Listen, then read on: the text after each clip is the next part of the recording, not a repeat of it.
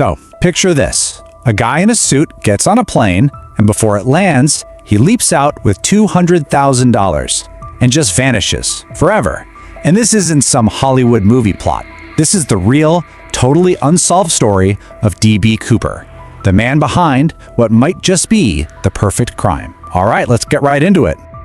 The date is November 24th, 1971. Now you gotta remember, this is the day before Thanksgiving, one of the absolute busiest travel days of the year. The weather over Portland, Oregon is pretty gloomy, but the airports are just buzzing with people heading home for the holiday. And, you know, the stage is just perfectly set for something, well, something nobody could have ever predicted.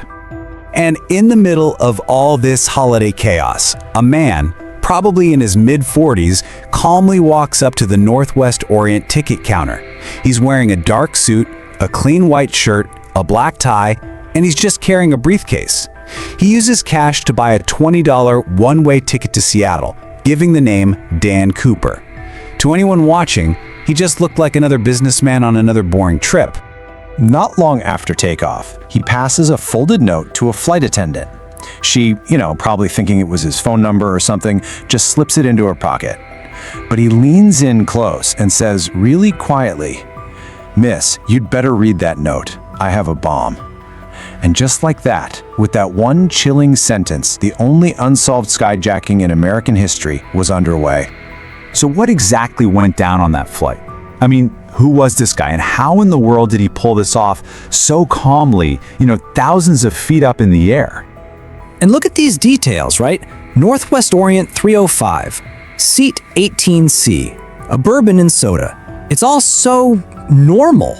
It's just another flight. There was absolutely nothing to suggest that one of these passengers was about to become an American legend. Okay, so this is the moment everything changes. And what's wild is that this wasn't some violent takeover you see in movies. It was quiet, it was calculated, and honestly, terrifyingly calm. This is when Cooper was about to show his hand. So after passing her the note, he cracks open his briefcase, just enough for her to see inside. And what she sees is this mess of red wires, sticks, and a battery. It absolutely looked like the real deal. And here's the thing that gets everybody. Witnesses said he was just calm, polite even, not a drop of nervousness the entire time. And his demands, they were so specific. He wanted $200,000 in cash. He wanted 4 parachutes and a fuel truck ready to go in Seattle.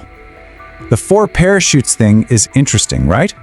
Was he trying to make them think he was going to take hostages with him? And he made it crystal clear. No funny business, or I'll do the job. Seriously, just stop and think about this for a second. You're on that plane. You can tell something is very wrong, but the guy who supposedly has a bomb is just sitting there, totally relaxed, smoking a cigarette. What do? Do you freak out, try to be a hero? That night, nobody did. They were all just trapped in this completely bizarre, terrifying situation. All right, so part 1 of the plan, a total success. But now we get to Act 2. The ransom exchange, and, well, one of the most daring escapes you could ever imagine. This is where the story goes from just audacious to truly legendary. So the plane touches down in Seattle, and you can just imagine the scene on the ground. The FBI has scrambled, they've got his money, they've got the parachutes, they bring it all on board, and just like he promised, Cooper lets all 36 passengers go. He keeps just a few crew members, refuels the plane, and gets ready for the next part of his trip. Okay, so check out this timeline. At 7:40 p.m., they take off from Seattle, supposedly heading for Mexico City. But he tells him to fly low, unpressurized. By 8 o'clock, he's ordered the entire crew into the cockpit. Then, just 13 minutes later at 8:13 p.m., a warning light flashes on the dashboard. The aft stairs, they're open. Somewhere over the pitch-black, stormy forests of the Pacific Northwest, he jumped into a 200-mile-an-hour wind in freezing rain. I mean, experts said there was basically no way anyone could survive that. So when the plane finally lands in Reno, authorities swarm it, right? Ready for anything. But there's no one there. The cabin's empty. He was gone. The money was gone. He had actually done it. He jumped out of a commercial airliner in the middle of a flight.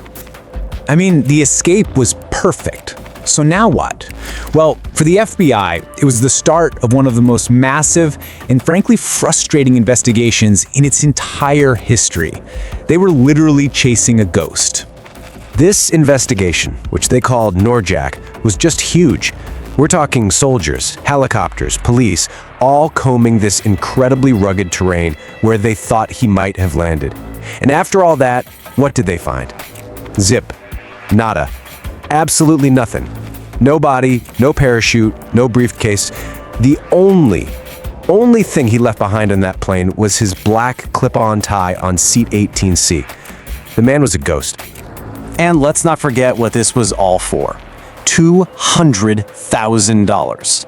Now, that might not sound like a crazy amount of money today, but you gotta remember, this was 1971. That was a fortune. It's like over $1.5 million in today's money. A life-changing amount, and just like Cooper, it vanished. Well, maybe not all of it.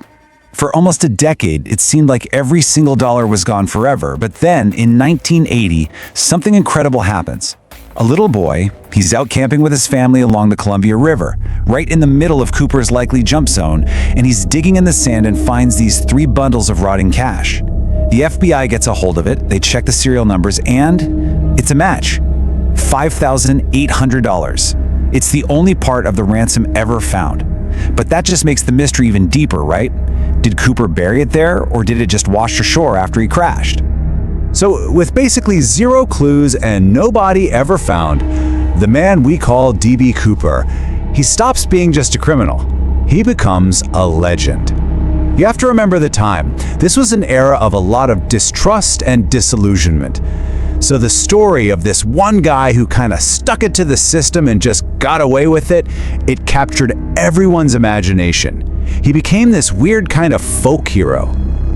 Over the years, the list of people who could have been D.B. Cooper has gotten really long, but there are a few names that always pop up. You've got Robert Rackstraw, an ex-soldier with all the right training, parachutes, explosives, the whole deal. Then there's Dwayne Weber, who apparently made this dramatic deathbed confession to his wife. And you've even got a guy named Lynn Doyle Cooper, whose own niece called the FBI saying she remembered him coming home from Thanksgiving that year, all banged up and mysterious. I mean, every theory is fascinating, but the truth is, none of them have ever been proven. So after decades of work, we're talking thousands of leads, interviewing hundreds of suspects, the FBI never got their guy. And in 2016, after 45 years, they just closed the case. They officially suspended the investigation to focus on other things. The perfect crime, it seems, stayed perfect. And that's really where the official story ends. It's just a dead end, a total blank. No body was ever found, no new evidence ever surfaced. There are just no answers. No proof he died, no proof he lived, nothing. So that really is the ultimate question, isn't it? The one we're all left with. Did D.B. Cooper survive that fall? Did he die out there in the freezing wilderness that night with his fortune lost forever? Or did he somehow pull it off?